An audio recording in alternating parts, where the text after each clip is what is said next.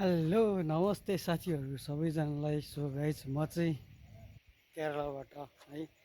हजुरहरू चाहिँ कहाँबाटदेखि हुनुहुन्छ कमेन्ट गर्नु होला। सो गाइज देख्न सक्नुहुन्छ मेरो पछाडि होइन टक्कर केरलातिर त लगभग लगभग इलेक्सनको टाइम छ क्या गाइज होइन। हाम्रो नेपालमा त इलेक्सन त लगभग लगभग नहुने नै भइहाल्यो होइन। सो यस्तै हो। सो गाइज देख्न सक्नुहुन्छ नजारा होइन टक्कर झिलिमिलीको छ होइन। हाम्रो नेपालमा त यो पाराले दिइरहेछ होइन जेन्जी भन्दै कसैलाई के हो कसैलाई के होइन हुँदैछ गाइज। सो गाइज यहाँ चाहिँ लगभग लगभग यो महिनाको अन्तिममा लगभग 3 गते होइन गाइज 3 गते चाहिँ चुनाव हुँदै रहेछ। सो गाइज होइन यतातिर चाहिँ हाम्रो नेपालको हालत भनेको चाहिँ एकदम खराब छ क्या अहिले भनेको चाहिँ होइन। टक्क लगाएर गाइज कमेन्ट गरेर बताउनु होला होइन।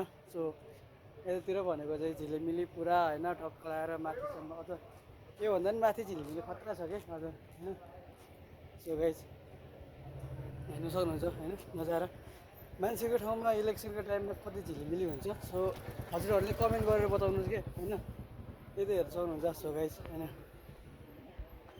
टक्क लगाएर सो यस्तै हो हाम्रो नेपालको चलन अलिक खराब छ। सो होइन कमेन्ट गरेर बताउनु है गाइस। भिडियो अलि लङ हुनसक्छ होइन टक्क लगाएर म चाहिँ अहिले ड्युटीबाट फर्किरहेको छु होइन। ड्युटी सक्यो। सो गाइस मेरो चाहिँ 14 घन्टा ड्युटी गर्नुपर्छ होइन।